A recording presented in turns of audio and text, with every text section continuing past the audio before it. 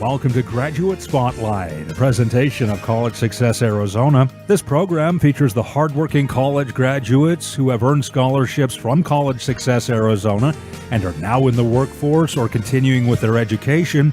Today on Graduate Spotlight, we interview Shayla Felix. I was born and raised in Phoenix, Arizona. And where did you graduate from high school? Carl Hayden, And how old are you now? 24. And you are, I understand, a graduate of Arizona State University? Yes. And you have a bachelor's degree, and you told me before the interview you also have a master's degree. What is your education in? Yes, they're both in social work. Talk about that. What is your motivation to be a social worker? Is that something you've always wanted to do? Yes, obviously in high school you have other expectations. You're thinking you want to do other things, but as I was in college, I still wanted to see what I wanted to do my first year. So then I started volunteering at a community center where I grew up in. So it's a very low income area. And once I started there, mentoring the kids and helping out the community, being able to go to those individuals' houses, meet them, talk to them, and also provide them resources and go to St. Mary's food banks, bring them food boxes and stuff. That's where I kind of knew that I wanted to help people out, and that's how I got into social work. And talk about college, going through social work, that curriculum, that so far as the education, was it difficult? Was it challenging? It is challenging. People think social work is something easy to do, but it's not, because you have to have a pretty strong heart to work. In social work, you're going to hear many, many stories of different individuals with different backgrounds, diverse, everything. And yeah, it's a difficult major because you're also just learning, and then obviously all the homework you have. It's a lot of theories you're learning. It's a lot of paperwork. Like, our papers were ridiculous. Like, you had to be on point. If you wanted to do social work, it's something that has to be in your heart as a person, because they do call us bleeding hearts, but it's something you have to love to do to help people. And you went on to also earn your master's degree. Correct. And you graduated with your master's when? 2016. So I was 21 when I finished my bachelor's, and I was 22 when I finished my master's, because I was able to get into an advanced master's program because of my GPA. Your GPA, was it 4.0 or pretty close? It was close to it, yes.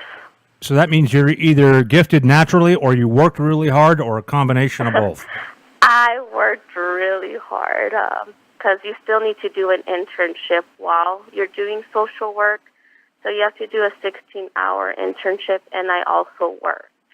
And at that time, I was running a youth center for UMOM. So I was running one of their off-site properties. So there, it's where more social work got involved, because literally I was there by myself, but helping everybody within that community as well. And are you working currently? Yes. Where and what are you doing? So right now, I'm a counselor for adults. I used to be a clinician for refugee children. I recently just got this new job because it was just a new opportunity, and I have to expand my learning abilities. So first, I worked with refugee children for a year, so it was a shelter, and now I work as a counselor for adults whose kids got taken away from DCS. So it's just more of like seeing where they're at, trying to diagnose them, what's going on with their life right now. So just basically counseling adults at this point. So you actually work for the state or a private group? It's more private. You mentioned earlier you have to be a bleeding heart. It seems to me that you see a lot of pain. You mentioned refugee children. You mentioned adults they've lost their children through DCS and Child and Family Services, or whatever the organization is, a state agency. Your day must be filled with seeing a lot of pain. Yeah, it's true. Like, working in this field makes you appreciate life a lot more. I did grow up in a low-income community too, but it wasn't how I grew up was okay, not compared to when I did first start working within my community and hearing those stories, and then started working at UMOM and running that youth center for 2 years. I was also a school social worker for one of my internships, so there was a lot of stories there. And then working with the refugee children, even more stories of their journey coming to the States and why all the corrupt stuff that has been happening in their home country and things that happened during the journey. And now with adults of when their children get taken away. Obviously, I have never been in their position. I don't know how it is, but I can empathize with them. I can tell them, I can't tell you, yes, I know how you feel at the moment because I don't. I'm not them. I don't know how they feel. But I can only imagine if that would have happened to me, how I would have felt. And I feel that's when our rapport starts, because you can never tell a person you know how they feel if you've never been in their position and tell them that it's going to be okay, because you do not know if it's going to be okay either. And now that you have all this education, your bachelor's and your master's degree, and you've been doing it for a year or two professionally, being a social worker, has that intensified your passion for social work, or do you see it sort of draining you slowly over a period of time? Because obviously you're human. There's only so much pain and suffering that anybody could endure over a long period of time. I feel like it's making me stronger, and it makes me want to help more. Like I said, you do your duties. Obviously, to me, I put God sometimes. I talk about how every individual is put in your path for a reason. You learn from those people, good or bad. You also learn from your clients. And, there's only so much you can do. As long as I know I'm helping, it's up to them if they want to take the assistance and go with that. But it's always going to be helping different parts. Most of the time I've always worked with youth and families together, but it's mostly been children, like, from babies to 17. And now I'm working specifically with adults, which is something kind of completely new to me, because I used to work with parents before and their children, but now it's specifically working with adults. So it's a whole different thing. And like I said, I just need to keep on expanding and just to see how I'm there to try to assist them in any way. Eventually, would you plan on maybe earning a doctorate degree or pursuing a doctorate degree? I say no, but I have been thinking about it. I'm more thinking about getting licensed. So once I get licensed, that's getting my LMSW, which is Licensed Master Social Work. And then from there, start getting clinical hours. So just go to like another private practice where they can supervise me. And that's when I'll become a licensed clinical social work. From there, I can open my own practice. But, there's a lot of things that happen. Something in the future I would like to do is open some type of nonprofit. But that's just more looking, not at the moment. It's just not something that I'm thinking about. But I am in process of trying to get my licensure right now. And backing up, you graduate from Carl Hayden High School. At some point in that time frame, you learn about College Success Arizona, and you go on to earn the scholarship. How did that happen? So when I was at Carl Hayden, right when we got out from elementary school, which is W.R. Sullivan Elementary School, that's a very, very low-income area. It's the Murphy District. At that time, we were part of Gear Up. That's what it was called. And they selected some of us from that group. And we had mentors throughout our whole high school in which they were teaching us about college, taking us to field trips and stuff, which obviously motivated us more, into looking into the scholarship, because it was part of that, like how to get into College Success Arizona to get that scholarship. They're the ones who prepared us, like, for interviews or anything. And yeah, it was really nerve-wracking when we had to do the application and actually go up to College Success Arizona, sit down on that table and actually do that interview, which they made me feel completely comfortable, but also be able to talk about my life and what I'm trying to achieve. And this is one of the reasons why I'm here, like where I'm at right now. And College Success Arizona provides students such as yourself, former students in your case, the scholarship, which is pays up to $6,000 per year for educational expenses, and also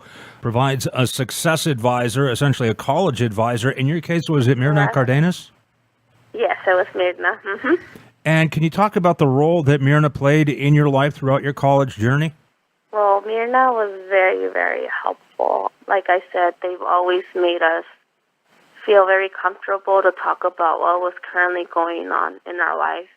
But she would also put me like in my shoes, like, hey, like, this is what's going on, but just try really hard because you know what can happen. Like, like if you get really bad grades or you're not trying hard enough, you're not going to have the scholarship. And if you don't have the scholarship, my mentality, obviously, what am I going to do, They're helping us pay for our school. They would do the symposiums. They would do everything that would actually motivate us to do it. And just meeting with Mirna all the time, I was actually able to vent everything that was going on in my classes, my life, with school, internship, having work, like everything full time. I never really had time for myself. And that's when she'll be, like, you need self-care too.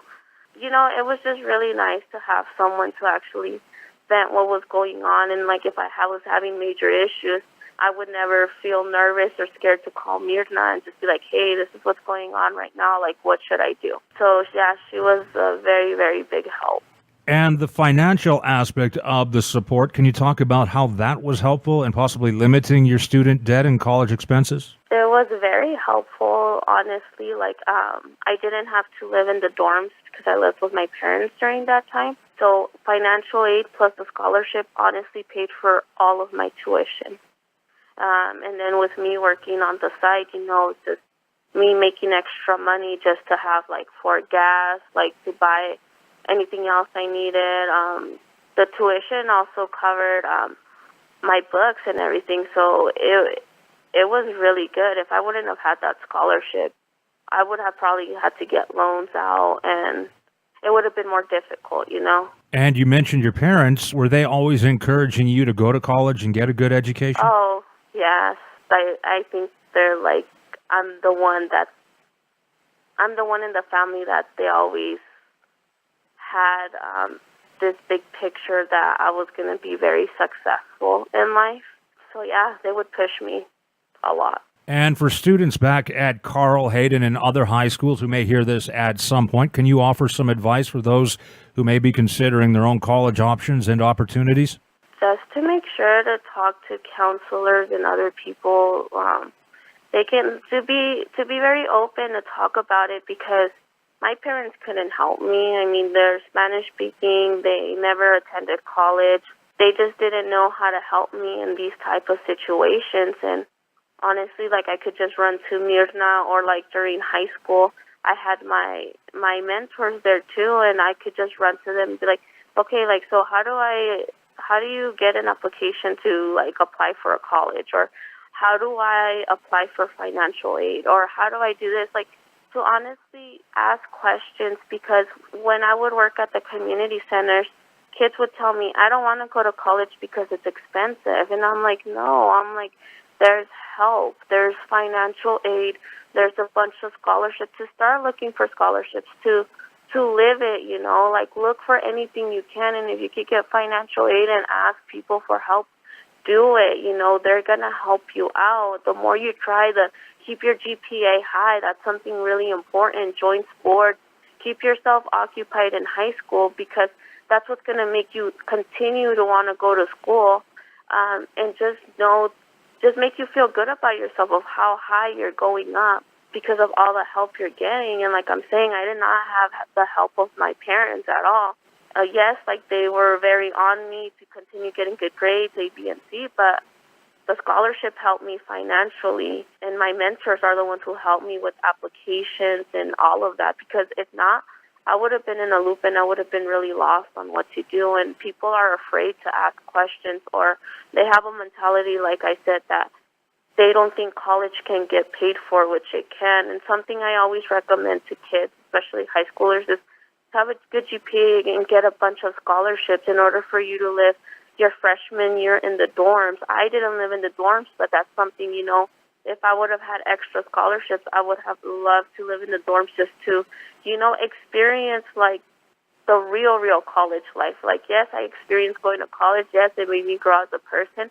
But I feel like every person, like, if they don't have their own families, like, you know how some high schoolers have already children and stuff, like, if they're ready to just go and just live in a dorm and go somewhere, then they should totally go for it, because I feel that would be an experience that would help them a lot and grow as a person, and also to network with other people.